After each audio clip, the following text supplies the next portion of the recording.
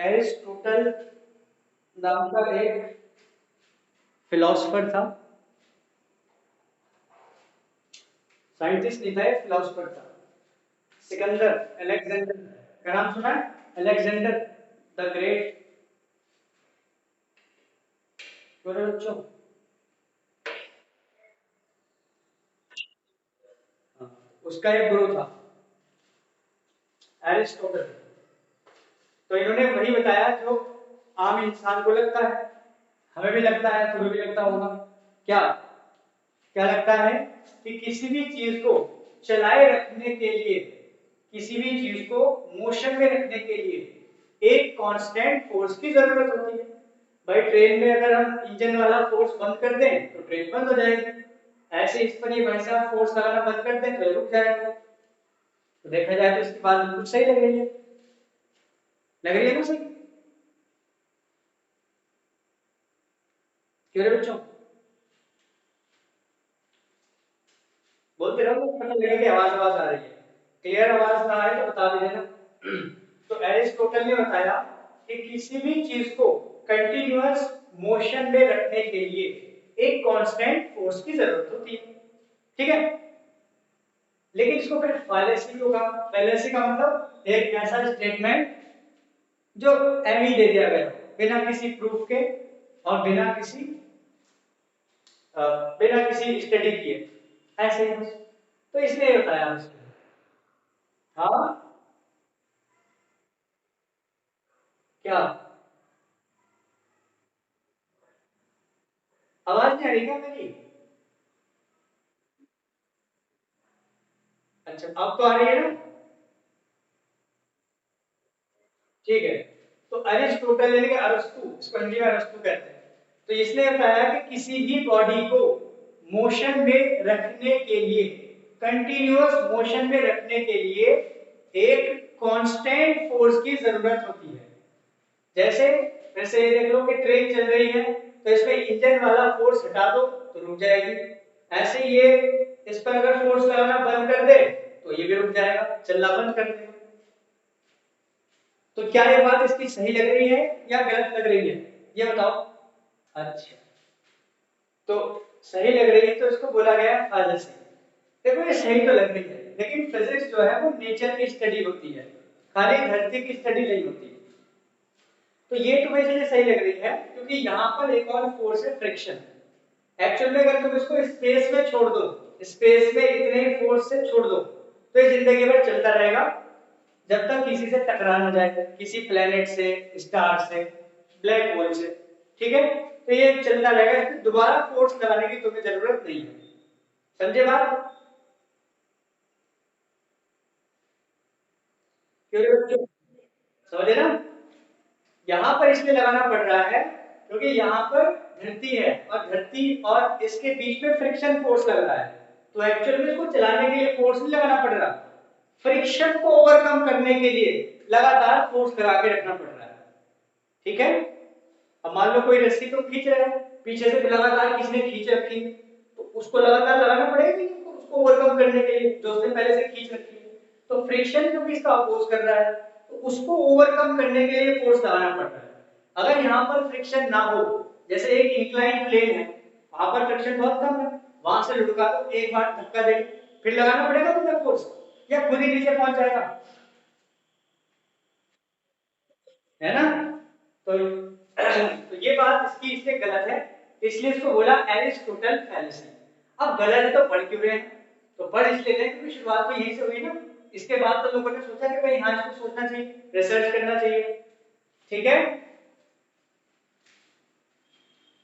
और अगर तुम लोगों ने फर्स्ट चैप्टर पढ़ा है इसका, वेरी फर्स्ट चैप्टर बिल्कुल पहला, तो उसमें मैंने बताया था कि जो गलत बताते हैं फिजिक्स में उनको भी कोई दुत्कारा नहीं जाता, उनको भी सम्मान दिया जाता है। बताया था, किसको याद है फर्स्ट चैप्टर जिसने पढ़ा? हाँ, फॉल्सिफिकेशन, वेरी गुड। तो ये फॉल्सिफिकेशन भी एक पत्थर की नींव होती है, मतलब एक तरह से। तो हेडिंग लिख लिया होगा एरिस्टोटल फैलेसी। इसमें लिखो Aristotle stated that a constant force is required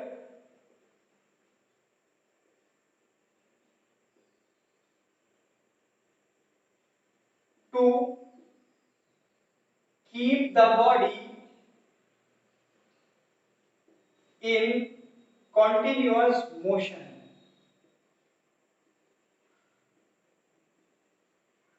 To keep the body in continuous motion.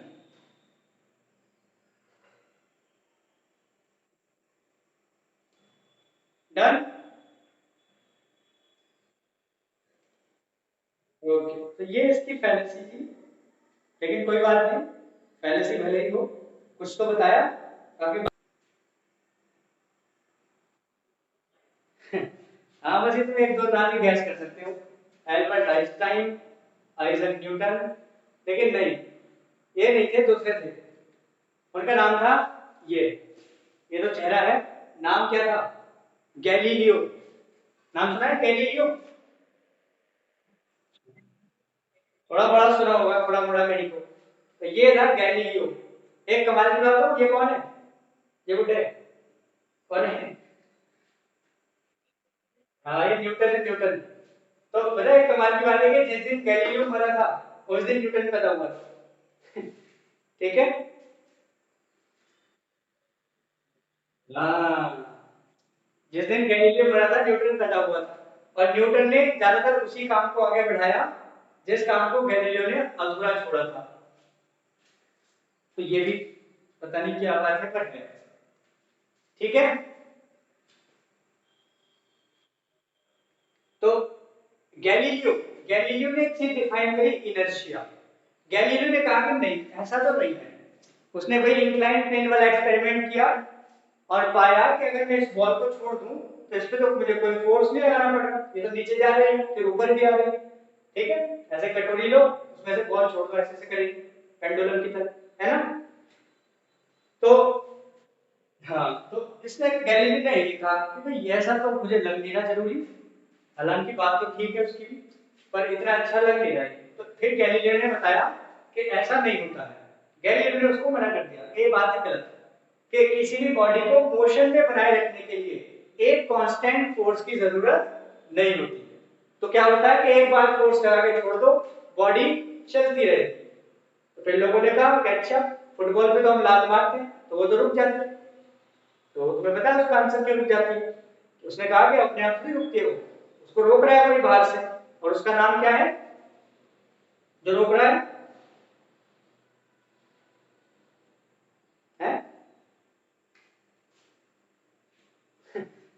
कौन रोक रहा है भाई फुटबॉल को, जो उस पर लात मार के अपने आप रुक गई थोड़ी देर में? फ्रिक्शन। ठीक है। आवाज नहीं आ रही क्या? अच्छा, ये तो ज्यादा आवाज आ रही है ताकि मैं लेक्चर दूं, तो आवाज तो आती नहीं। आवाज आ रही है भाई?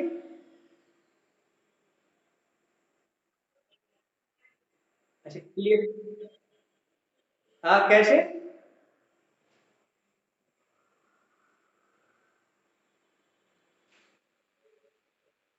अच्छा अच्छा, कभी कभी आवाज कट रही है यार, यही दिक्कत है बस, नेटवर्क थोड़ी। चलो, अब ठीक आ रही है।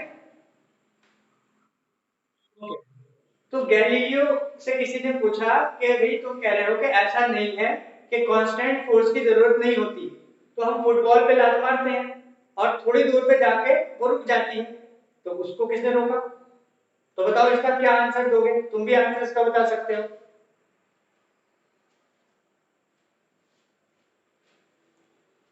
बोलो कि वो तो अपने आप रुक गई, जबकि गैलीलियो कह रहा है कि एक बार फोर्स लगाओ और बॉडी चलती रहेगी, लेकिन फुटबॉल पे एक बार फोर्स लगाया, थोड़ी दूर लुढ़क कर रुक गई। कह रहे बच्चों, उसको किसने रोका?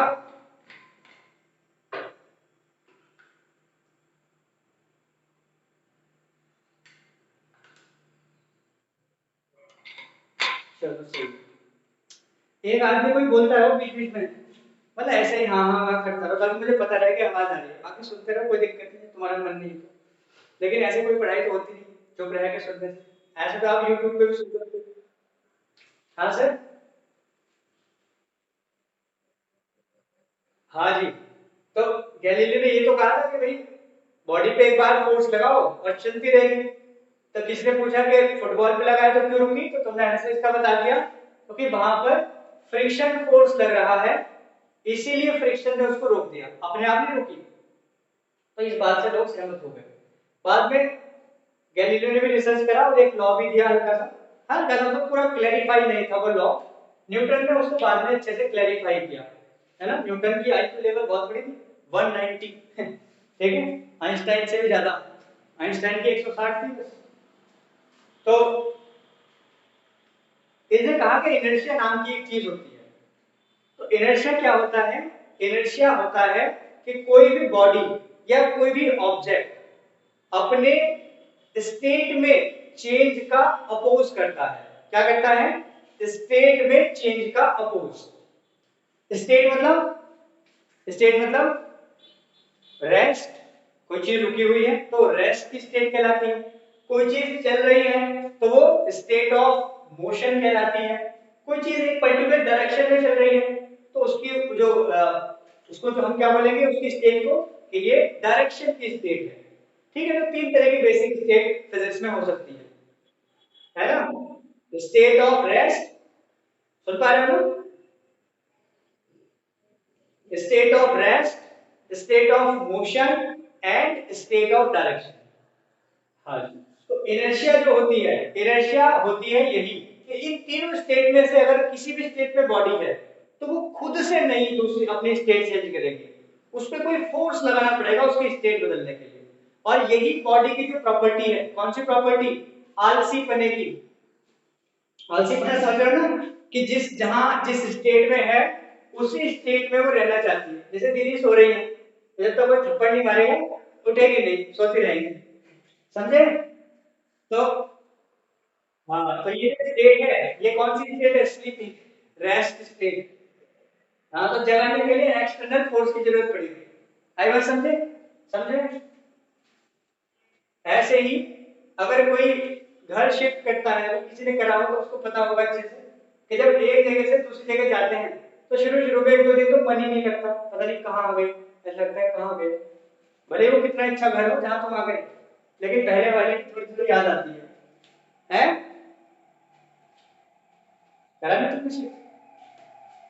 चलो, तो ये भी क्या है? स्टेट में चेंज। तो उसका अपोज करती है कोई भी बॉडी, नेचुरल सी बात है, इसी को बोलते हैं इनर्शिया।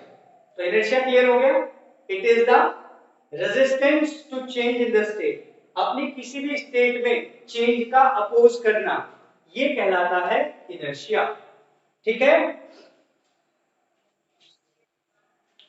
हाँ जी, तो हेडिंग लिख लो इनर्शिया। ये गैलीलियो ने पहली बार बताई थी बात अच्छे से। तो लिखो, it is the property of matter. It is the property of matter by which it is the property of matter by which matter opposes by which matter opposes the change in its state. Matter opposes the change in its state. लिख दिया? हाँ, तो inertia means simple resistance to change, change ना करना। अब सवाल यह है कि इनर्शिया है क्यों, क्या कारण है इनर्शिया का? Why is there inertia? देखो, ये बहन जी छोटे छोटे डंबल उठा रही हैं, ये थोड़ी बड़ी रॉड उठा रही है, तो देखो इनके दांत दिख गए, कैसे जोर लगाना पड़ रहा होगा। ठीक है, तो ये खुश है, हालांकि थोड़ा दिखने का ऐसे बना, ठीक है। तो ये छोटे छोटे डंबल उठा रहे थे, बड़ी खुश है, इनके दांत दिख गए, पूरा जोर लगाना पड़ रहा है। तो इसका मतलब क्या है? बहुत सिंपल सी बात है कि मास छोटे छोटे थे, तो ये कम रेजिस्टेंस करा इन्होंने अपनी स्टेट में चेंज करा। भाई पहले तो रखे होंगे ना, अब इनको उठाना है तो इनकी स्टेट बदलनी है, रेस्ट से मोशन, तो ये अपोज करेंगे, ये वाले कम अपोज कर रहे हैं, ये वाले थोड़े ज्यादा कर रहे हैं। बताओ क्यों ऐसा हो रहा है ना? मास की वजह से, क्योंकि इनका मास कम है, इसका मास ज्यादा है, तो इनर्शिया क्यों होती है? तो आंसर है मास की वजह से। ठीक है, जितना ज्यादा मास उतनी ज्यादा इनर्शिया, जितना कम मास उतना ही कम अपोज करेगी कोई भी चीज। ओके, हाँ तो नोट लिख लो, नीचे नोट करके लिख देना। Inertia is due to mass, inertia is due to mass।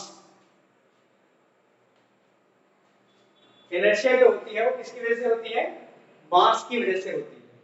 आगे लिख दो इसमें, heavier the mass more the inertia, heavier the mass more the inertia। ठीक,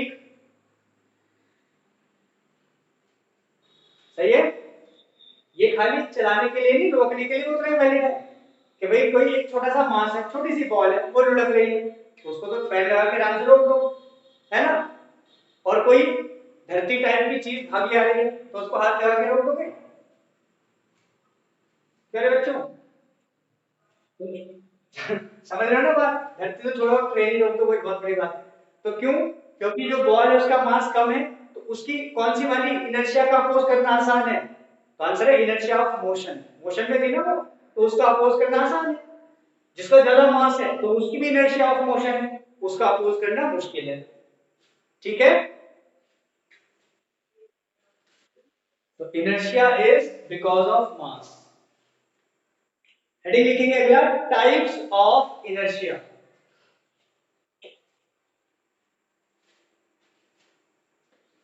अच्छा मैं एक बात बताना भूल गया कि अब जो ये यूनिट शुरू हो गई है, इसका नाम है इस यूनिट का काइनेमैटिक्स। पहले थी काइनेटिक्स, ये है काइनेमैटिक्स। मैटिक्स में एम और आ गया, तो एम का मतलब मास। इसलिए जो भी हमने चैप्टर पढ़े दो, थर्ड और फोर्थ, उनमें मास इंक्लूड नहीं था, खाली बी यू ए टी ये तो थी बस। मास तो नहीं था कि इसका प्रोजेक्टाइल का 10 किलोग्राम मास है, उसको फेंका गया, मास तो नहीं था ना उसमें। हाँ, हाँ तो काइनेटिक्स में हम सिर्फ मोशन को देखते हैं, वेलोसिटी को देखते हैं, इसमें हम मास को भी देखते हैं काइनेमैटिक्स में। है टाइप्स ऑफ इनर्शिया, ये बात हो चुकी है। इनर्शिया बेसिकली तीन टाइप की होती है। तो फर्स्ट पॉइंट लिख देंगे, इनर्शिया ऑफ रेस्ट। अगर कोई चीज रुकी है तो वो रुकी रहना चाहती है, चलना नहीं चाहती, this is called inertia of rest. अब ये कार रुकी है तो रुकी रहेगी जब तक स्टार्ट करके इंजन फोर्स नहीं लगाता, है ना? अब देखो एक सिंपल सा एक्सपेरिमेंट है, तुमने करा भी हो शायद, नहीं करा तो उसको करके भी देख सकते हो। एक छोटा सा गत्ता लेना कागज का, कार्डबोर्ड टाइप का, इसमें पानी भर दो, मत भी भरो, क्या फर्क पड़ता है? पानी भरो थोड़ा भारी हो जाएगा, एक सिक्का रखना और इसको अलग खींच देना जोर से, ये सिक्का यहीं गिरेगा ग्लास में। करा है ऐसा? नहीं कर सकते हो, उसको आगे करके देखना। तो इसका कारण क्या है? ये जो सिक्का है वो तो उसको पता ही नहीं कि मैं खींच रहा हूँ, ये गत्ते को तो पता है मैं खींच रहा हूँ, सिक्का बेचारा आराम से रखा हुआ है, तो ये किस में है? रेस्ट में है। तो ये क्या करेगा? अपनी स्टेट का अपोज करेगा, ये मोशन में नहीं रह जाएगा, थोड़ा बहुत दर्द हो भी सकता है, वो तुम्हारे ऐसे हिलाने डुलाने पर होगा, लेकिन अगर एग्जैक्टली ऐसे खींच दोगे ना उसको तेजी से, तो सिक्का जस्ट नीचे गिरेगा पानी में। ठीक है, ये इस गत्ते के साथ नहीं आएगा, इस कार्डबोर्ड के साथ। इसका मतलब क्या हुआ कि ये बेचारा रेस्ट में है, तो ये अपनी पोजीशन का या अपनी स्टेट का कर रहा है अपोज, मैं नहीं आता जी मोशन में। ठीक है, तो लिखो इसमें इनर्शिया ऑफ रेस्ट में, इनर्शिया ऑफ रेस्ट इसमें लिखो,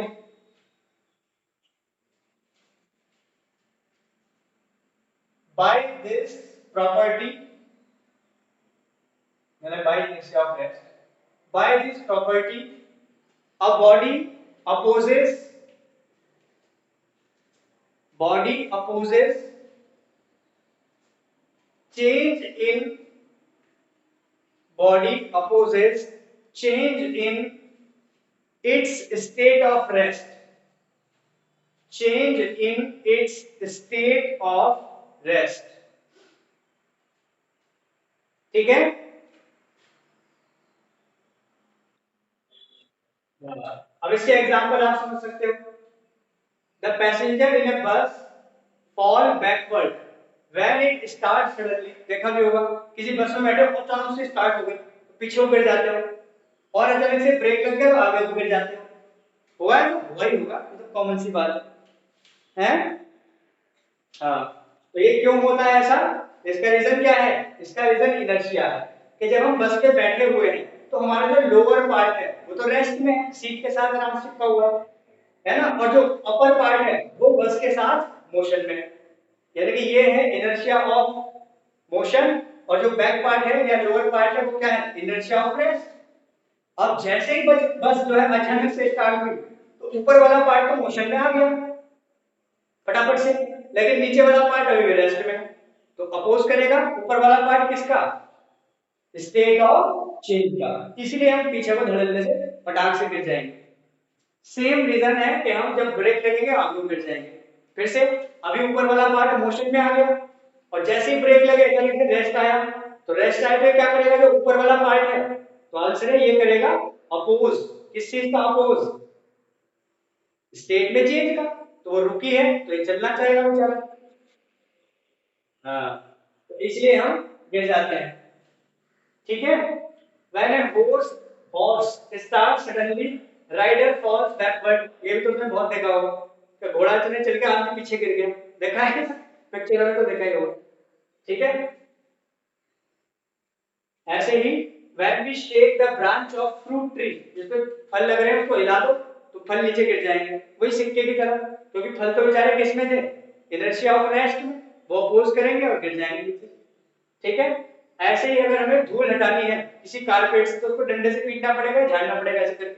तो उससे क्या होगा कि जो धूल के पार्टिकल है वो तो इनर्शिया ऑफ रेस्ट में है, तो वो अपोज करेंगे और गिर जाएंगे। ठीक है।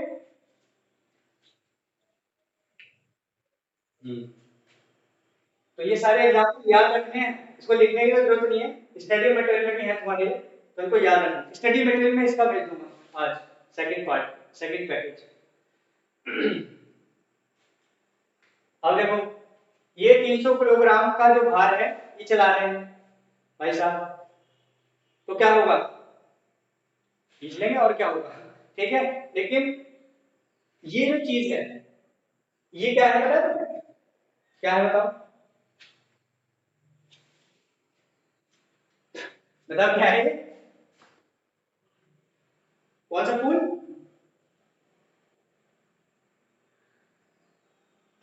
क्या बता रहे हो? फूल? कौन ये? अच्छा, ये एस्ट्रॉइड है, एस्ट्रॉइड। एस्ट्रॉइड जानते हो? क्या बच्चों? एस्ट्रॉइड। हाँ हाँ, पत्थर जो घूमते रहते हैं अंतरिक्ष में। तो ये देखो बात ये हो रही थी कि इसको जो चलाना है तो इसको तो चलाने के लिए लगातार फोर्स लगाना पड़ रहा है बहुत तेजी से, लेकिन ये भाई साहब तो अपने आप उड़ रहे हैं उड़न तस्तरी, इसको तो रोकने वाला कोई है नहीं। तो आंसर यही है कि इसको रोकने वाला है नहीं, इसलिए चलता रहेगा, इसलिए तो घूमता रहेगा। इसको रोकने वाला है फ्रिक्शन, इसलिए कांस्टेंट फोर्स लगाना पड़ रहा है इसको चलाने के लिए। आएगा समझ में? हाँ, तो देखो ये गैलीलियो की बात तो बिल्कुल सच दिखाई पड़ती है, थोड़ा बड़ा सोचे तो, खाली धरती तक ना सोचे, धरती से ऊपर उठ के सोचे। तो एस्ट्रॉइड तो अपने आप घूमता रहता है, एक बार किसी ने फोर्स लगाया होगा, मतलब किसी ग्रह से या कहीं से टूट के आ गया होगा, चल रहा है। ठीक है। फुटबॉल का भी एग्जांपल तुमने बताया कि फुटबॉल अगर हमने लुढ़का दी थोड़ी देर में रुक जाएगी, तो क्यों? आंसर पता है क्योंकि अर्थ और इसके बीच में फ्रिक्शन फोर्स लग रहा है, अपने आप ही रुकी, वो फ्रिक्शन ने रोका है। ठीक है। तो सेकंड पॉइंट यही है, second heading inertia of motion.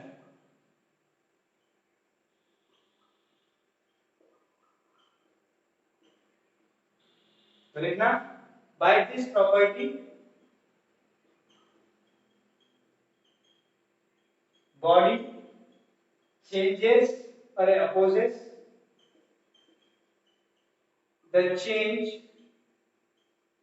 in its state of motion। ठीक है, ये अपनी मोशन वाली जो स्टेट होती है उसका अपोज करती है बॉडी। ठीक है,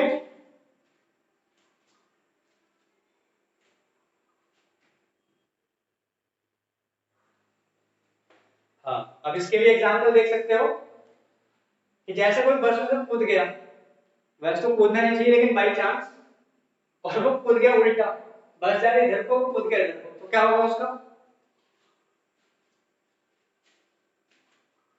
है कोई आइडिया? कुछ नहीं है, उसका मुंह टूट जाएगा। ऐसा नहीं है कि वो जैसे ही बस में उल्टा कूद गया, उसका उसका मुंह टूट जाएगा, ऐसे गिरेगा धड़ से, वहीं गिर जाएगा, 1 मिनट भी नहीं टिक पाएगा। तो उसका कारण पता लग गया, क्योंकि जब ये बस में था बेचारा, तो उसके पास कौन सी इनर्शिया थी? इनर्शिया ऑफ मोशन, इसकी बॉडी बस के साथ चल रही थी। अब ये झट से कूद गया तो उल्टा, तो रुक गया फटाफट। पता है कि भैया मोशन वाली इनर्शिया जो वो अपोज करेगी तो गिरा देगी। समझे क्या बच्चों? तो हाँ, तो पहली बात तो ये है कि इसको कूदना नहीं चाहिए। दूसरी बात, अगर ज्यादा मजबूरी आ गई, कूदना पड़ गया, तो बस की डायरेक्शन के साथ कूदो, और कूदो ही नहीं, भागो, कूदते ही भागने लग जाओ बस के साथ। आई बात समझ में? उसका कारण पता लग गया कि थोड़ी देर मेंटेन करके रखो वो इनर्शिया, अपोज तो करेगी, धीरे धीरे अपोज करो। ठीक है, तो वो जो इनर्शिया ऑफ मोशन है वो थोड़ी देर के लिए बरकरार रहेगी, फिर धीरे धीरे कूदते कूदते रुक जाओ, चलते भागते भागते। ओके। अब देखो, ये तो पहले भी आ चुका है लेकिन फिर से समझ लो। जब भी एक बॉल को ऊपर फेंकोगे, ट्रेन में तुम बैठे हो, ऊपर फेंक दो, तुम्हारे हाथ में आके गिरेगी।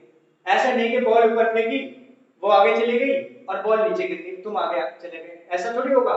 तुम्हारे हाथ में आके गिरेगी, होगा कि नहीं? पहले बताया था पिछले चैप्टर में। फिर बच्चों, तो ऐसा क्यों हुआ?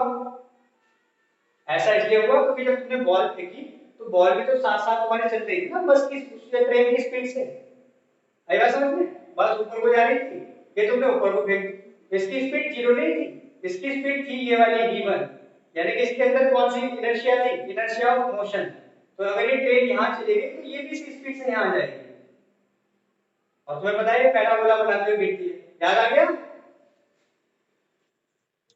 ये तुम्हारे हाथ में गिरेगी। ठीक है, क्योंकि इसकी वेलोसिटी के दो कंपोनेंट है, ये जो इसकी स्पीड है, ये ट्रेन की स्पीड भी है। ठीक है, वैसा नहीं होगा। ये कब हो सकता है ऐसा कि बस रुकी हुई है, तुमने बॉल उछाली, बस रुकी हुई है, बॉल उछाली, अब बस चल गई, अब गिरेगी वो नीचे। ठीक है,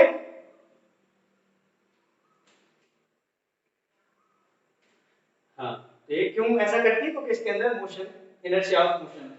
अब देखो एथलीट वाला, एथलीट जब भी वो लॉन्ग जंप करता है तो पहले दूर से भाग के आता है, फिर कूदता है, तो ऐसे क्यों भाई? सीधा क्यों कूद जाता है? भागने के लिए तो पीछे से, बताओ। बहुत सिंपल सी बात है कि क्या जरूरत है कि पहले वो इनर्शिया ऑफ मोशन बना रहा है, जब भाग के आया तो उसने क्या करा भाई? अपोज करना पड़ेगा ना एकदम से, रेस्ट से एकदम जंप, तो कितना ज्यादा अपोज हुआ। अब वो पहले से ही भाग के आ रहा है, तो पहले से ही वो इनर्शिया ऑफ मोशन में आ गया, अब वो जंप करेगा तो अब उतना अपोज नहीं होगा। एक तो रेस्ट फिर जंप, एक पहले से ही भाग के आ रहा है कि पहले से ही मोशन में है, फिर कूद गया। आई बात समझ में? तो अपनी इनर्शिया ऑफ मोशन को मेंटेन करता है भाग करके। ठीक है, हाँ, और इसका उल्टा भी देख लो, जब कोई रेसर भागता है तो अगर ऐसे यू भागता है पूरी तेज, और जो लाइन होती है फिनिशिंग लाइन पे यू रुक गया, तो क्या होगा उसका? पहली बात तो रुक ही नहीं पाएगा। ठीक है, और भाई चांस में थोड़ा जोर लगाया, पोज करा और रुक भी गया, धाड़ से गिरेगा। तो उसका आंसर भी तुम्हें पता है, क्योंकि उसके अंदर कौन सी है? Inertia of motion. अब उसको थोड़ा मेंटेन करना पड़ेगा, बस की तरह धीरे धीरे रुकेगा। ठीक है, ये तीसरा पॉइंट भी है। थर्ड पॉइंट देखो, इनर्शिया ऑफ डायरेक्शन।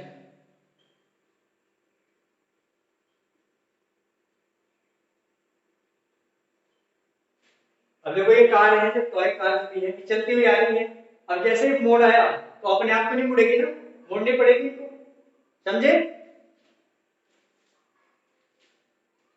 मेरे बच्चों?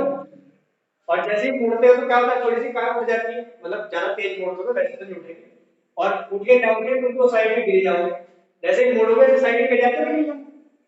बाइक ले लो, स्कूटी ले लो, ऐसे साइड में हो जाते हो कि नहीं हो जाते ऐसे? तो उसका कारण क्या है? तो उसका रीजन बहुत सिंपल है, इनर्शिया ऑफ डायरेक्शन, क्योंकि जो तुम्हारी डायरेक्शन है तो सीधी है, अभी तुम्हें अचानक से अपोज करना पड़ गया, तो अपोज होगा तो अपोज होगा, तो तुम भी टेढ़े हो जाओगे। ठीक है, तो लिख दो इसमें, by this property, by this property body changes, body opposes in the change of direction, body opposes in the change of direction। ये हमारा प्यारा सोलर सिस्टम, ये हमारी प्यारी धरती माँ तीसरे नंबर पर आती है।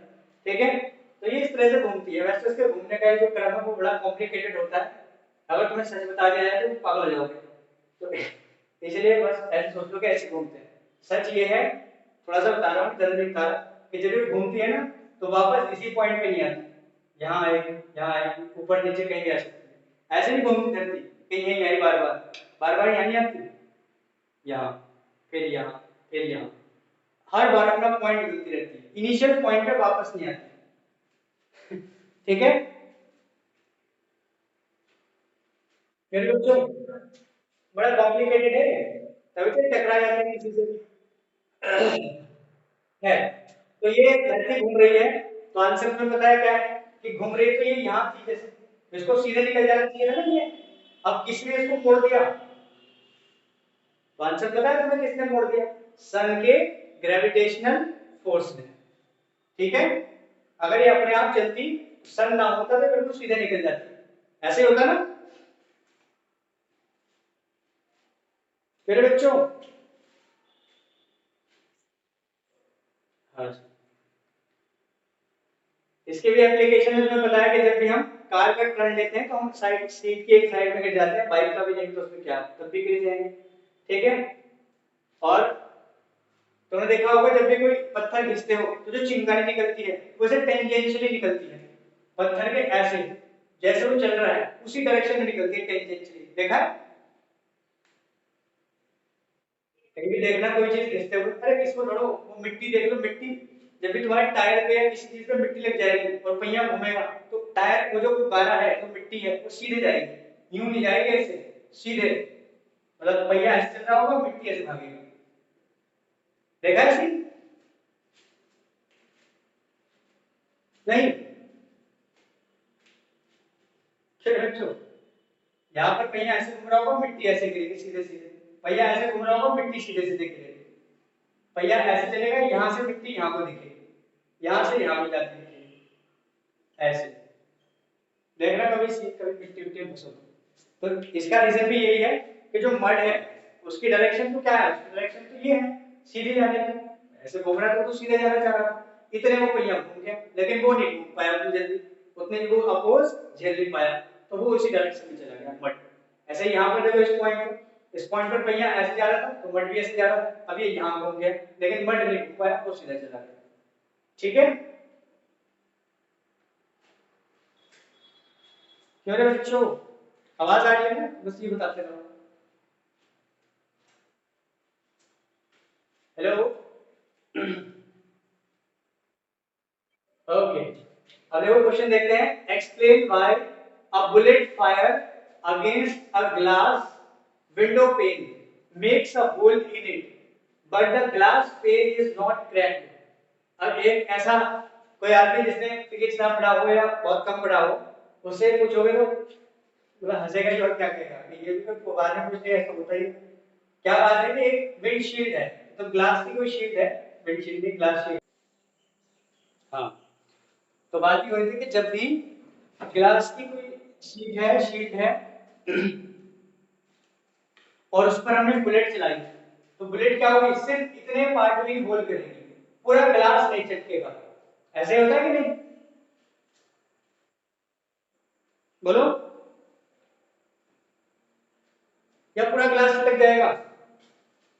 ये तो देखा होगा तो पिक्चरों में, वो गोली मारते हैं तो ऐसे इतने में छेद होता है बस, ये पूरा ग्लास नहीं चटकता। तो इसका कारण भी बहुत सिंपल है। इसका कारण क्या है कि जो पूरा ग्लास है वो किस में है, तो आंसर है वो है इनर्शिया ऑफ रेस्ट में। अब बुलेट आई अचानक से, तो जितने हिस्से पर बुलेट टकराई ये हिस्सा, ये किस में आ गया, इनर्शिया ऑफ मोशन में। लेकिन बाकी तो रेस्ट में रहेगा ना, वो तो फोर्स करेगा मोशन पर, तो ये क्रैक नहीं होगा, सिर्फ इतने में ही होल होगा। ओके,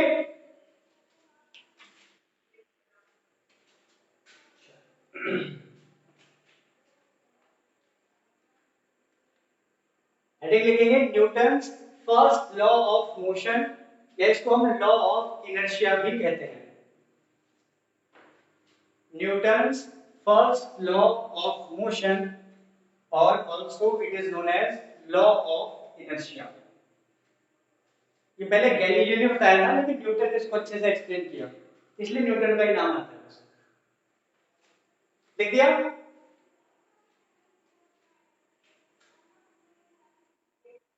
तो लिखो, it states that if a body is in rest,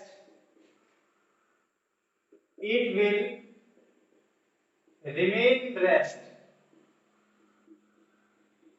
and if it is in motion, it will remain in motion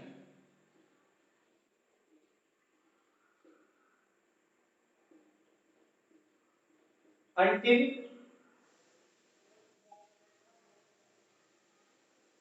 any external unbalanced force is not applied on it.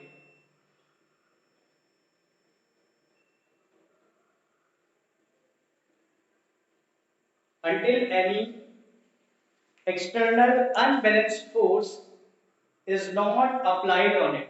लिख दिया,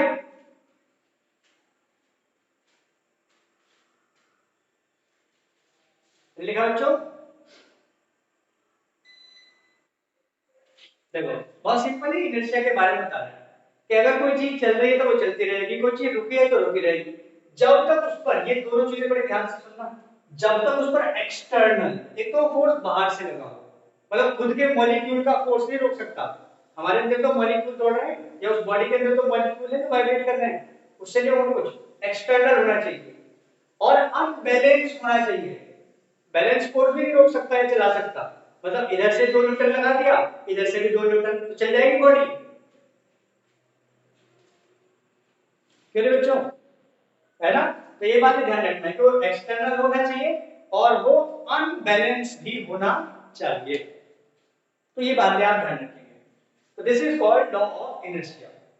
note लिखो, note कीजिए। It tells us about force, bracket में definition of force. तो ये जो law है ये हमें क्या बताता है, तो आंसर है ना, फोर्स की डेफिनेशन बताता है। देखो फोर्स की डेफिनेशन बता रहे हैं, क्या बता रहा है, until any external unbalanced force, कि जब तक कोई बाहर से फोर्स ना लगा दे। तो इसका मतलब है फोर्स के बारे में बता रहा है बहुत कुछ। क्या बता रहा है कि भैया फोर्स रुकी चीज को चला सकता है और चलती चीज को रोक सकता है। आई बात समझ में, क्लियर बच्चों।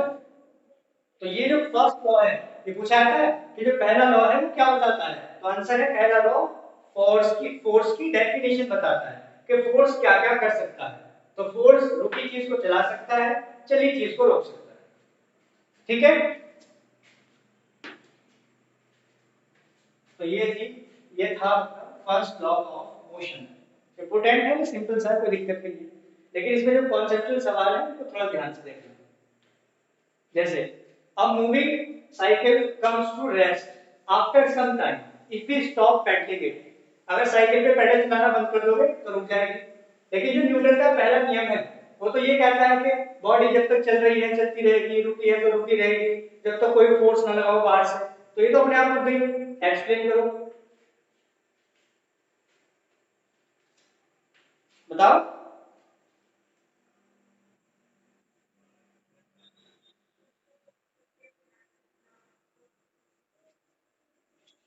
क्या हो रहा था। क्वेश्चन नहीं सुना क्या तुम ध्यान से। क्वेश्चन ये है कि हम साइकिल को पेडल कर रहे थे तो साइकिल चल रही थी, और हमने पेडलिंग रोक दी तो साइकिल थोड़ी देर बाद रुक गई। ऐसा क्यों, जबकि न्यूटन ने तो कहा था कि एक बार फोर्स लगाओ अपने आप चलती रहेगी। झूठा कहेगा, बताओ।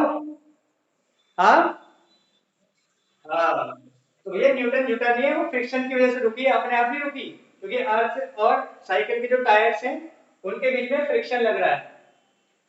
अगला क्वेश्चन फिर से किससे पूछोगे तो कहेगा पागल हो गए क्या। Why it is advised to tie our luggage kept on the roof of bus with rope? मतलब कोई सवाल हो गया, रस्सी से क्यों बांधना चाहिए जो ऊपर सामान रखा है।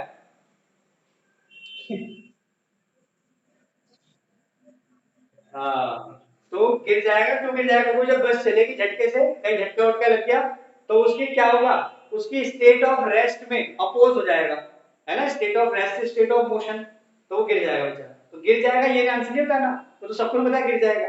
क्यों गिर जाएगा ये आंसर बताना है, क्योंकि जो उसकी स्टेट ऑफ रेस्ट है वो चेंज हो जाएगी स्टेट ऑफ मोशन में। ठीक है,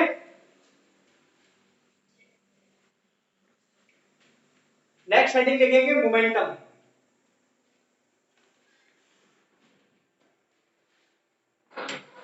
अब मोमेंटम क्या होता है कि मोमेंटम समझ तो सबको आता है, लेकिन पता किसी को नहीं होता कि मोमेंटम एक्चुअल में है क्या।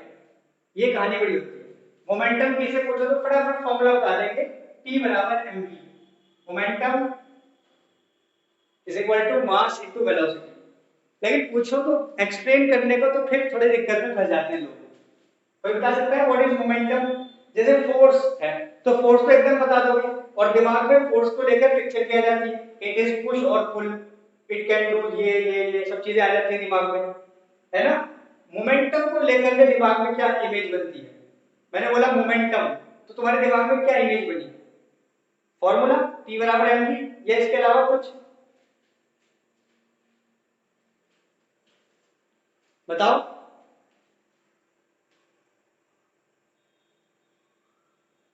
फिर चलो, कैन यू डिफाइन मोमेंटम।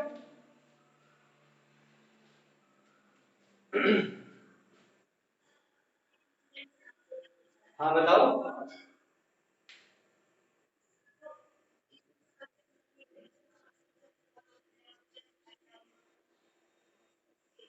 अच्छा हाँ, एक वो थोड़ा सा याद आ जाना, ठीक है, कि वैसे सिल्लियां होती है बर्फ की लकड़ियां मार्बल्स, उसको तोड़ देता है, ऐसा कुछ इमेज बन रही है। हाँ तो चलो आज इसको क्लियर करते हैं मोमेंटम को। What is momentum, it is the combined effect of mass and velocity. चोट से इसको याद रखना, चोट कितनी लगी, ठीक है। अब तुम्हें मोमेंटम जब भी बोले तो चोट याद आ जानी चाहिए, चोट लगना, that is called momentum. It is the combined effect of mass and velocity, कि मास और वेलोसिटी दोनों मिलकर के किसी भी ऑब्जेक्ट पर किसी भी सरफेस पर कितना इफेक्ट डाल सकते हैं। तो जैसे फोर्स से याद आता है कि अच्छा फोर्स, पुश, पुल, उठाना गिराना सब चीजें। अब मोमेंटम से इमेज बनेगी चोट की। ये प्यारी सी बच्ची है, इसने ऐसे हल्के से पत्थर लिया छोटा सा, और तुम्हारे माथे पे से हल्का सा देके मार दिया ऐसे, क्या होगा, बोलो। कुछ नहीं होगा, ऐसे हल्का सा थोड़ा सा यूं करके झाड़ दोगे।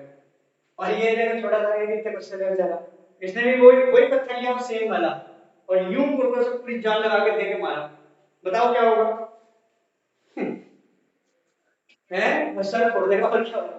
तो देखो क्या है कि क्या ही चोट ज्यादा क्यों लगी, पहली बार कम क्यों लगी, दूसरी बार ज्यादा क्यों लगी, जबकि मास तो उतना ही था। तो आंसर है वेलोसिटी।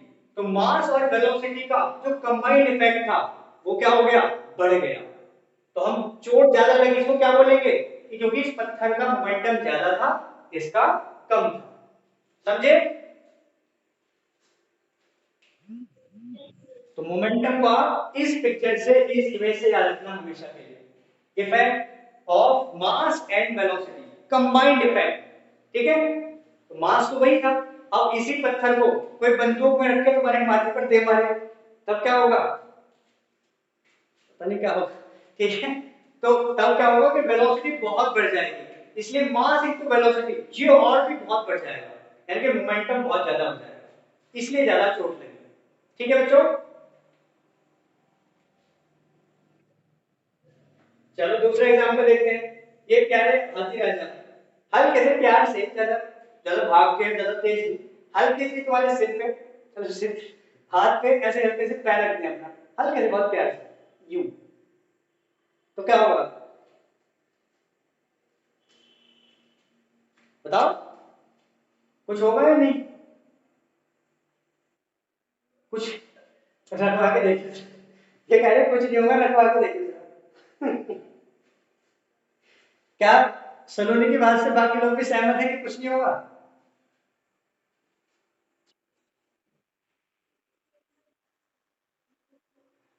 हाँ, अरे भाई क्या हाथी ने पैर दिया कि कुछ नहीं होगा, कचूमर निकल जाएगा सलोनी, ठीक है। तो क्या होगा, क्यों होगा, बहुत कुछ होगा, जबकि इसकी वेलोसिटी तो बहुत कम थी। तो आंसर क्या आया कि वेलोसिटी थोड़ी होती है चोट के लिए, दो चीजें रिस्पांसिबल होती हैं, मास और वेलोसिटी। तो चलो इस बार वेलोसिटी कम थी लेकिन मास तो बहुत बड़ा है हाथी महाराज ने, समझे। तो इसलिए इस बार भी मोमेंटम क्या है, बहुत ज्यादा। तो खाली हम वेलोसिटी नहीं बता रहे, हम बता रहे हैं मास और वेलोसिटी का कंबाइंड इफेक्ट। पिछली बार क्या था, चोट लगी थी बहुत ज्यादा, क्यों लगी थी, क्योंकि पत्थर छोटा था लेकिन वेलोसिटी बहुत ज्यादा थी, तो मोमेंटम मास इनटू वेलोसिटी ज्यादा हो गया था। इस बार वेलोसिटी बहुत कम है लेकिन मास बहुत ज्यादा, इसलिए चोट ज्यादा लगी क्योंकि मोमेंटम फिर ज्यादा हो गया। ओके, अब याद रखोगे ना मोमेंटम की इमेज। तो मोमेंटम क्या होता है, चलिए हाथी राजा भाग के आ जाए, जब हाथी भाग के आ जाए टक्कर मारते फिर तो कहना है क्या, फिर तो मास भी बहुत ज्यादा और वेलोसिटी भी बहुत ज्यादा, तो मोमेंटम की कहानी खत्म। तो हेडिंग लिख लो मोमेंटम और उसमें इसकी डेफिनेशन लिख लो, it is defined as the quantity of motion contained in a body, quantity of motion contained in a body.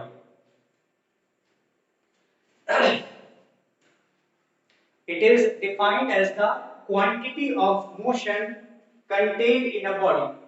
कोई बॉडी कितना इफेक्ट डाल सकती है किसी दूसरी सरफेस पे। अब ये कैसे नापा जाता है, तो it is measured as the product of mass and velocity. It is measured as the product of mass and velocity. तो यहां लिख देना P बराबर mv, मोमेंटम P है, मास m है, वेलोसिटी v है। ये एक वेक्टर क्वांटिटी होती है, ये ध्यान रखना है, इसकी डायरेक्शन वही होती है जो वेलोसिटी की डायरेक्शन होती है। तो डायरेक्शन लिख देना सेम एज वेलोसिटी, जिस डायरेक्शन में वेलोसिटी है उसी डायरेक्शन में मोमेंटम है।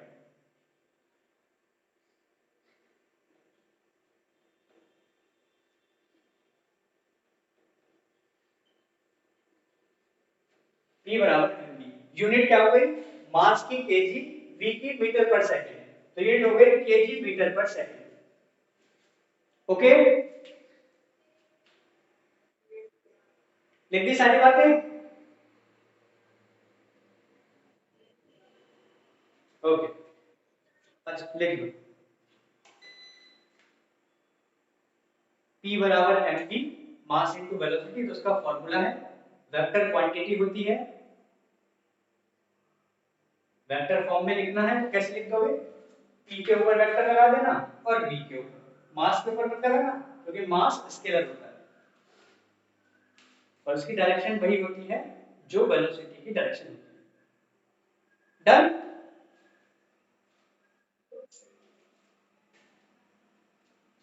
ये तो इसका मैथमेटिकल फॉर्म हो गया। अब देखो कुछ ग्राफ हैं, ये भी कभी कभी पूछ जाते हैं कि अगर हमें मोमेंटम और वेलोसिटी के बीच में ग्राफ बनाना है कीपिंग मास कांस्टेंट, तो कैसा ग्राफ आएगा। देखो P बराबर क्या होता है mv, मास कांस्टेंट है तो P is directly proportional to V, ये तो आया। और डायरेक्टली प्रोपोर्शनल ग्राफ हो जाते हैं लीनियर, ठीक है, बना दो पहला। दूसरा भी बनाने से पहले चलो सुन लो। दूसरा भी कुछ ऐसा ही है।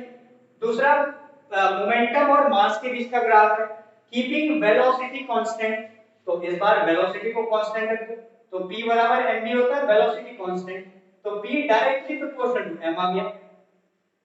अब ये तो देखा था हमने कि अगर हमने वेलोसिटी को कांस्टेंट रखा था तो मास बढ़ा दोगे, जब मास को कांस्टेंट रखा तो पत्थर की वेलोसिटी बढ़ा दी थी, उससे मोमेंटम बढ़ गया था।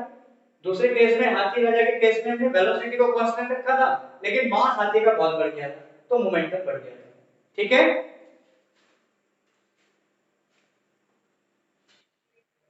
और थर्ड केस भी है कि अगर मोमेंटम कांस्टेंट हो तब वेलोसिटी और मास के बीच में कैसा ग्राफ आएगा। तो एक मिनट रुक जाओ, देखते हैं इसको। वेलोसिटी और मास के बीच में मोमेंटम कांस्टेंट है तो p बराबर mv। तो यहां से बताओ v कितना हो गया, p अपॉन m। तो यहां से क्या निकल के आया result, p inversely proportional to m। ये तो रिजल्ट है कि p कांस्टेंट है, तो वेलोसिटी मास के इनवर्सली प्रोपोर्शनल। ठीक है, इनवर्स का ग्राफ ये होता है। ठीक है बच्चों,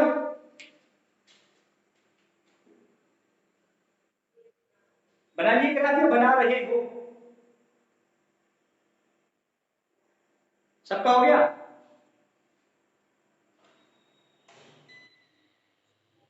ओके,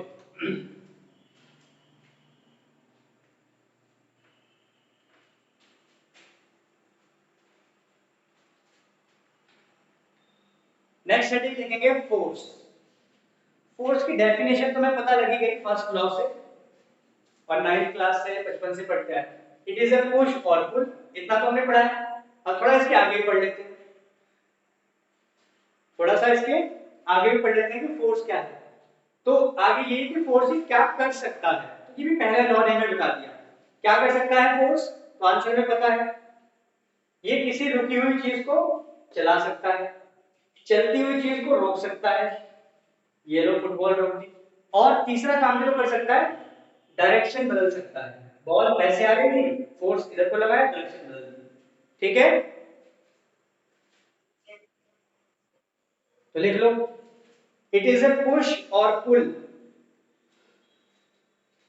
फोर्स में लिख लो, इट इज अ पुश और पुल which can change, which can change। अच्छा एक और काम भी कर सकता है ये वाला, ये क्या हुआ, शेप बदलने का। हाँ, which can change shape of the object, which can change shape of the object, comma, direction of motion, direction of motion, comma, state of rest or motion, state of rest or motion। Rest पे तो चला सकता है, चल रहा तो रोक सकता है। स्टेट ऑफ रेस्ट और मोशन। ओके,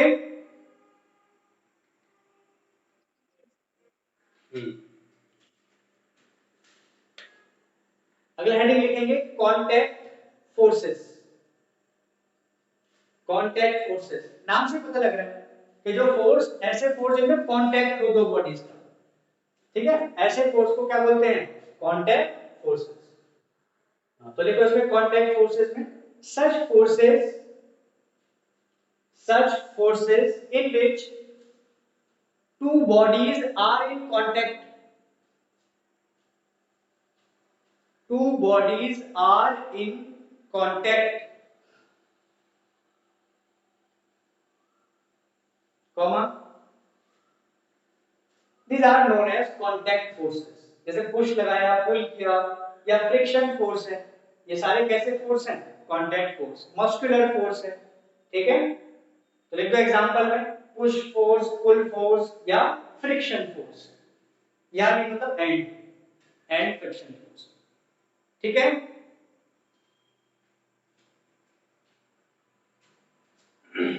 लिख दिया।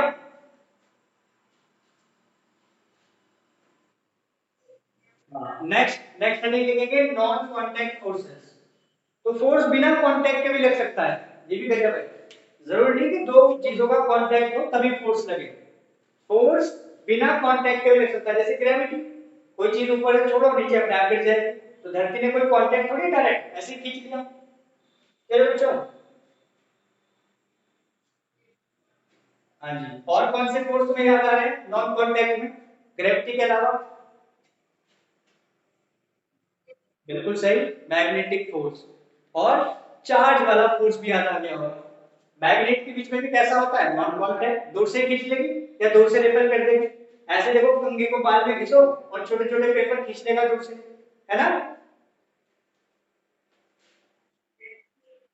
हाँ, तो लिखो the forces which do not require contact, forces which do not require contact of two bodies are known as non contact forces। Example लिख देना, gravity, gravity comma magnetic force comma electrostatic force. इसका नाम होता है electrostatic.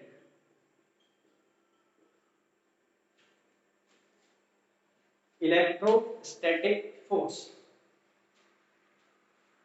Done.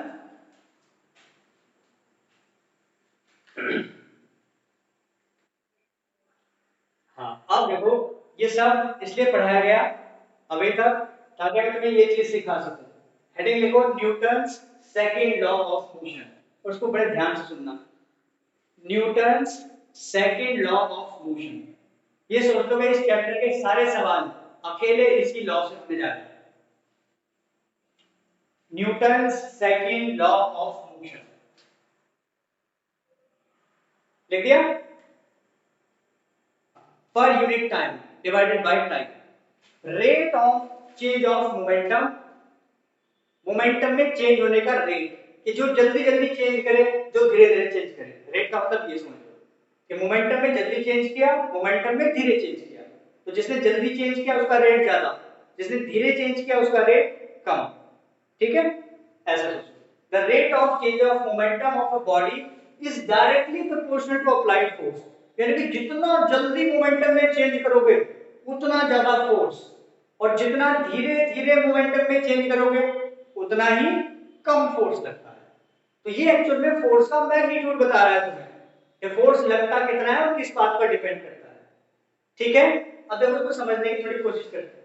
जैसे इस भाई ने बॉल कैच करी, बड़े दुखी आदमी, तो बॉल ऐसे चल के आ रही होगी, तो पहले इसका कुछ मोमेंटम होगा, मान लो mv, मास इसका m है, वेलोसिटी v है। अब इसने बॉल कैच कर ली, कैच कर ली तो मोमेंटम जीरो हुआ कि नहीं हुआ? अरे भाई कैच कर ली तो मतलब बॉल रुक गई ना, और वेलोसिटी जीरो तो मोमेंटम भी हो, मास इनटू वेलोसिटी में जीरो हो गया आंसर। तो मोमेंटम में चेंज कितना हुआ, mv, भाई 10 था, जीरो हो गया तो कितना चेंज हुआ, 10। अब इसके कैच करने पर डिपेंड करता है, वो अपने गलत तरीके से कैच कर रहा है तो थोड़ा रो रहा है बेचारा, ऐसे यूं करके तो बड़ी चोट लगी होगी यहाँ पर। एक्चुअल तरीका तो पता है, अगर मौका मिले तो ऐसे कैच नहीं करेंगे, कैसे कैच करेंगे, यूं। देखा है खिलाड़ियों को कैच करते हुए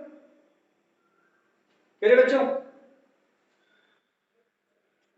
तो उसका रीजन क्या है, उसका रीजन ये कि मोमेंटम में चेंज तो उसने भी जीरो कर दिया, मोमेंटम में चेंज तो इसने भी जीरो ही किया, भाई एमपी जीरो, और उसने भी कैच करके जीरो कर दिया। लेकिन ध्यान से देखो उसने यूं कैच करा, इसने इज ओनली यू, तो टाइम कितना लिया, बहुत कम, यानी कि रेट इसका क्या हाई, टाइम कम रेट ज्यादा। और दूसरे वाले ने क्या किया, दूसरे वाले ने टाइम ज्यादा लिया, मोमेंटम तो जीरो किया लेकिन टाइम उसने बढ़ा दिया, तो टाइम बढ़ाया तो उससे रेट कम हो गया। और अभी न्यूटन ने क्या बताया, rate of change of momentum is directly proportional to force, कि जितना जल्दी मोमेंटम में चेंज कर दोगे उतना ही ज्यादा फोर्स लगेगा, और जितना धीरे धीरे मोमेंटम में चेंज करोगे उतना ही फोर्स कम लगेगा। ठीक है, क्या रे बच्चों, समझ में आएगा? नहीं? हाँ, तो जैसे ये फुटबॉल, पता नहीं कौन सी बॉल है, फुटबॉल ही लगी, तो इस पे लात मार रहे हैं भाई साहब, तो अभी ये रुकी हुई है तो इसका मोमेंटम जीरो है, लात मारने के बाद इसका मोमेंटम 20 हो गया, है ना? इसका मोमेंटम कितना हो गया 20। तो मोमेंटम में कितना चेंज हुआ, फाइनल माइनस इनिशियल। बताया तुम्हें वेलोसिटी में चेंज ऐसे दिखाते हैं, final velocity minus initial velocity. ऐसे ही मोमेंटम में चेंज कैसे निकालोगे, final momentum minus initial momentum. तो 20 माइनस 0 कितना चेंज हो गया 20। अब डिपेंड करता है कि इसने फोर्स कितना लगाया, वो कैसे पता लगेगा। अगर इसने 1 सेकंड में 20 कर दिया तब बात, और अगर इसने 5 सेकंड में ही 20 करा है तब। कौन से केस में इसने ज्यादा फोर्स लगाया, एक केस में इसने 1 सेकंड में 0 से 20 कर दिया, केस नंबर 2 इसने 5 सेकंड ये 20 करने हैं। बताओ किस कंडीशन में इसने ज्यादा फोर्स लगाया। हाँ आएगा समझ में, कम टाइम ज्यादा फोर्स, तीन बात हमारी होगी ना। यही तो बता रहा है न्यूटन का दूसरा नियम कि भैया rate of change of momentum is directly proportional to what, directly proportional to force. कि रेट का मतलब क्या है, जितनी जल्दी, जितना कम टाइम लोगे उतना ज्यादा फोर्स, जितना ज्यादा टाइम लगाओगे उतना ही कम फोर्स। Is that clear. देखो इसको लॉ को क्लियर करो, ये बच्चे हर बार गलत बताते हैं। अब हम मैथमेटिकल फॉर्मूला निकालेंगे, तो हेडिंग लिखो mathematical formulation of second law.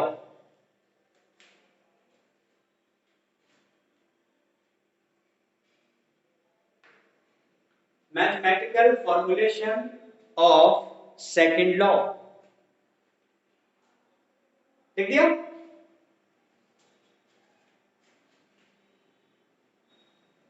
मेरे बच्चों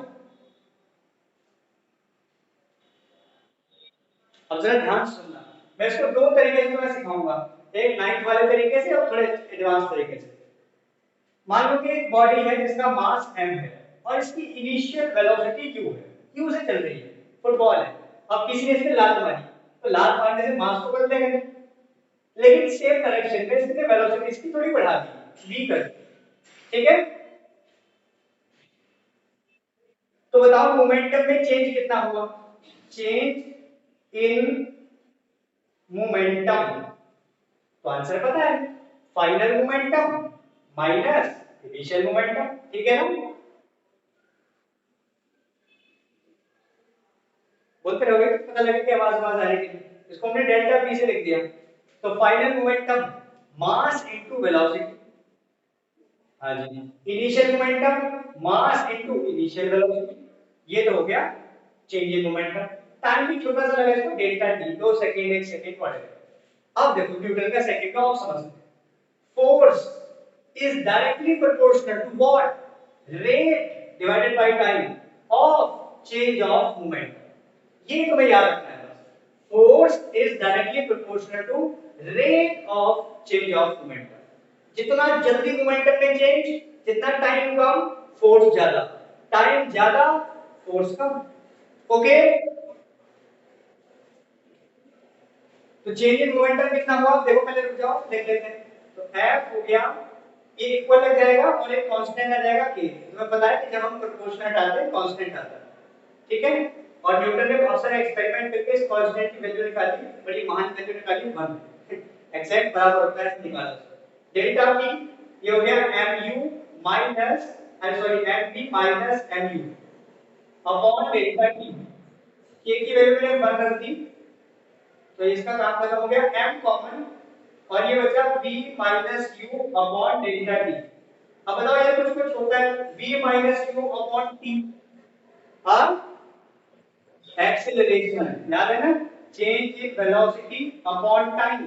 तो आंसर आ गया f is equal to ma। This is the mathematical formulation.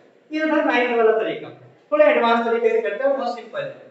कि मान लो कोई बॉडी है, उसमें rate of change of momentum हुआ dv अपॉन dt, याद आ गया, rate of change of velocity dv upon dt, rate of change of displacement dx upon dt, याद आ रहा है ना। हां, is directly proportional to force. Okay, अब ये फोर्स भी अनबैलेंस होना चाहिए, ये मैं बताऊंगा अभी आगे। Force directly proportional to rate of change of moment. अब देखो p कितना होता है, तुम्हें पता है p बराबर होता है mv, mass into velocity.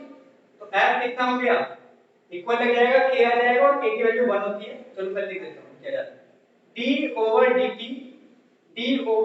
Of p की जगह रखा mv। अब मास तो कांस्टेंट ही रहता है, देखो रॉकेट रॉकेट को छोड़ दो तो मास कांस्टेंट ही है, तो मास को हमने बाहर लिया, k की वैल्यू 1 रख दी, तो आंसर क्या हो जाएगा देखो अंदर dv अपॉन dt। और बताओ dv अपॉन dt a होता है कि नहीं, है ना, तो आंसर आ गया f बराबर m है यहां से। अब जो तुम्हें आसान लगे, मुझे तो ये भी आसान लग रहा है, ये भी लग रहा है, ठीक है। मतलब समझ में आया ना कि force rate of change of momentum क्या, कि मोमेंटम में चेंज कम टाइम में करो, फोर्स ज्यादा लगाना पड़ेगा, उसी मोमेंटम में फोर्स चेंज ज्यादा टाइम लेके करो, फोर्स कम लगाना पड़ेगा या लगेगा। ओके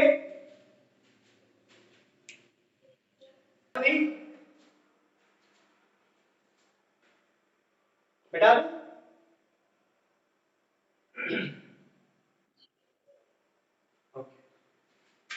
तो बताओ न्यूटन का लॉ क्या है सेकंड,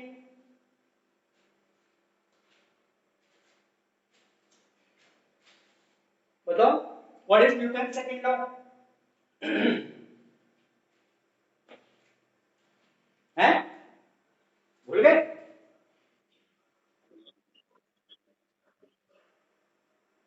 अबे हम सेकंड इक्वेशन ऑफ मोशन नहीं पूछ रहा है, न्यूटन का दूसरा नियम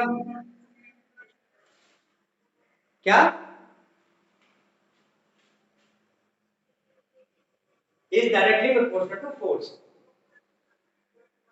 हाँ देखो, हाँ तो अगर अगर मोमेंटम कई डायरेक्शन में चेंज हो रहा हो, जरूरी नहीं फोर्स एक्स एक्सिस में लगा हो, अब तुमने पढ़ रखा है वेक्टर, तो मोशन फोर्स एक्स में भी लगाया, वाई में भी लगाया, जेड में भी, तुमने ऐसे लगा दिया, तो देखो एक्स में भी लग रहा है, वाई में भी और जेड में भी, आई बात समझ में? तो तीनों डायरेक्शन में अगर फोर्स लग रहा हो तो आप क्या लिखोगे, कुछ नहीं dp x upon dt x direction वाला, y वाला dp y upon dt, z वाला dp z अपॉन dt, है ना, और फिर इसको फाइनलाइज करके कैसे लिखोगे f x i cap f y j cap f z k cap, याद है ना सभी बात मेरे बच्चों? तो याद होगा ना dx i कैप अभी करके तो आए हो, तो नीचे नीचे लिखो नई लाइन से, if force act in space, space का मतलब तुम जानते हो तीनों axis x y z, then ये लिख देना और फिर ये लिख देना, फोर्स ऑब्वियसली एक वेक्टर क्वांटिटी होती है, इसमें डायरेक्शन भी होती है और मैग्नीट्यूड तो होता ही है। Momentum of body is changing with time as t is equal to 3t square plus 5t minus 4 kg meter per second, then find magnitude of the force at t is equal to 2 seconds।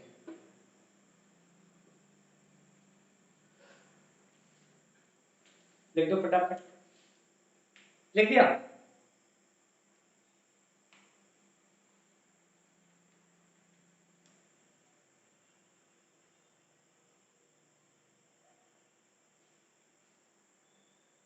लिख दिया बच्चों? देखो obviously बात है कि momentum दे रखा है, time पर डिपेंड कर रहा है, तो मोमेंटम चेंज हो रहा है, टाइम पर डिपेंड कर रहा है तो चेंज ही हो रहा होगा, जीरो रखोगे तो -4, 1 रखोगे तो कुछ और आंसर आएगा, और हमें फोर्स निकालना है, तो बताओ फोर्स और मोमेंटम में क्या रिलेशन है, बताया F बराबर dp अपॉन dt, कोई दिक्कत? अब देखो क्या कर रहा है, d upon dt of p, p मतलब ये वैल्यू रख दो 3t square plus 5t minus 4, क्या करना है, डिफरेंशिएशन करना आता है तुमको, इसलिए पहले सिखा दिया था मैंने, कहा भी था पीछे नहीं छोड़ेगा मुझे, तो 3 टू जा 6t प्लस 5 4 का 0 न्यूटन, कहां पर पूछा है 2 सेकंड पर, तो क्या कर देंगे t इज इक्वल टू 2 रख देंगे, दैट कितना आ गया 6 टू जा 12 प्लस 5 17 न्यूटन। आगे बात समझ में, नोट कर लो।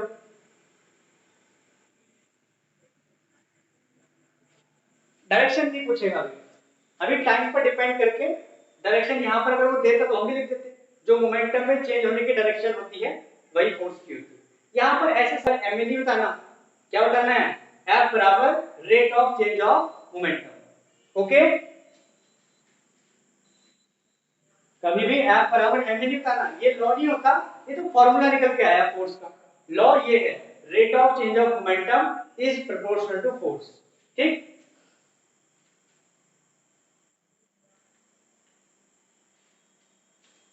क्वेश्चन लिखो, प्रूव दैट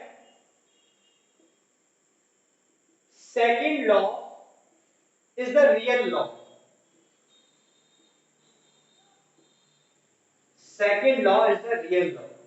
इसका मतलब क्या है, इसका मतलब यह है कि सेकंड लॉ से फर्स्ट भी प्रूव कर दो, सेकंड लॉ से क्या भी प्रूव कर दो, फर्स्ट लॉ भी प्रूव कर दो, तो हो जाएगा second law is the real law.